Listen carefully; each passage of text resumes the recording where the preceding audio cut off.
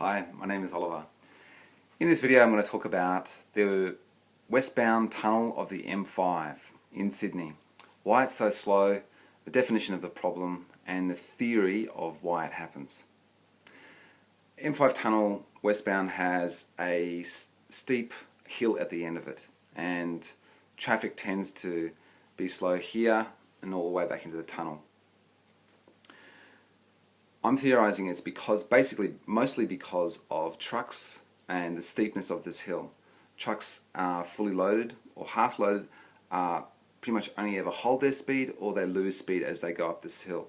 That means that all the other vehicles behind them are also doing the same. They're not able to get up and get going. So whereas cars, which still is the predominance of the percentage of vehicles, they're usually able to hold their speed or accelerate if they apply full power, because they're much lighter. They've got more power to weight ratio, so they can actually accelerate into and through this hill. So there's a conflict of two vehicles. One vehicle's holding the speed and losing, and another one is holding speed and increasing. So there's a conflict.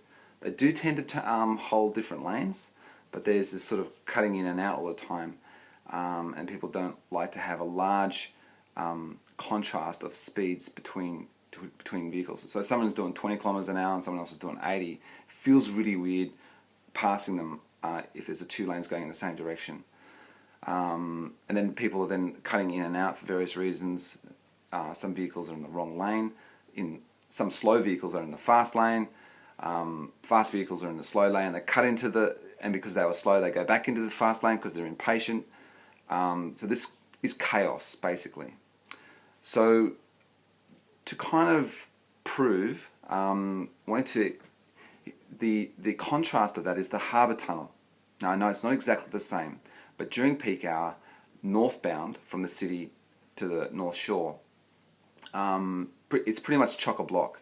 Now I used to live on the North Shore for a little while, and that once you go like in and out of that tunnel, there was almost never a dead stop situation where people would come to a dead stop. It would slow down to 60, sometimes 50, but often 70. We're talking 5 p.m., 5:30. It would never do that. Now I'm theorizing. Now it's true. There's not as many trucks on that place, but even so, the tunnel is kind of like this. It's 95% of the tunnel is either coming down, a little bit of a flat spot at the bottom, and then it's going up again. So it's mostly people coming down, because there's cameras around. Everyone's just sort of braking, holding at 80, holding at 80, holding at 80, holding at 75, holding at 60. And then when they get down the bottom, there's no point in accelerating because they can see the cars just in front of them, about 100 meters, 50 meters in front of them. So they tend to hold their speed. And then again, when they're going up again, because everyone's already at that speed, they hold the speed. If they slow down because there's a truck or there's a slow vehicle or the traffic's that heavy, it'll go down to 60, but no one's going to try and get back up to 80 because they can see straight ahead of them, everyone's doing the same speed. So there's no point trying to go faster. Obviously, you're just going to hit the car in front of you. So everyone's just patient and stays at 60. It's the same thing with the Lane Cove Tunnel, which doesn't have as much traffic because it's further west. But it's also designed, like predominantly, it's coming down or it's going up. Whereas the M5 tunnel, it drops in quickly, holds flat for ages and ages and ages, and then at the end, it's got a sharp going out again.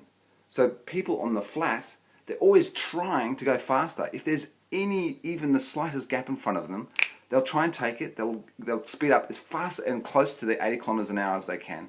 Everyone kind of knows there's a camera in there, so they won't dare go over 80, but they will try and get back up to 80 kilometers an hour during peak hour. Every single, we're talking maybe 5% of the cars that do this, but even patient drivers will, speed up to 60, 75, even though me as a regular user of that road, I know during peak hour it's 40. At the end it's 40. there might be no cars in front of me, and I could speed up to 80, but I know it's no point. I usually just go up to 60, go in the slow lane. A few people cut in front of me, but that's okay. So that's more of a definition of the problem.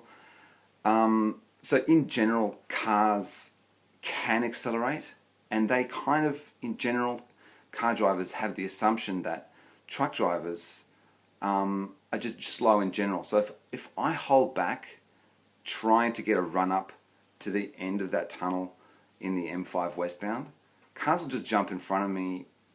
A lot of cars will jump in front of me, and then that means I don't get my run up, and it happens over and over again.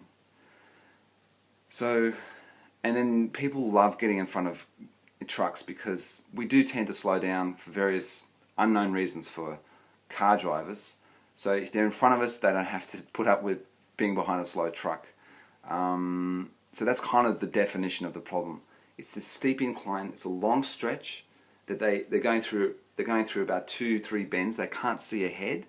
How the traffic is way ahead. Contrast that with the harbour tunnel. You can pretty much northbound. You can see the exit. Once you start heading up the hill, you can see the exit. So you can see like a kilometre ahead how the traffic is up there.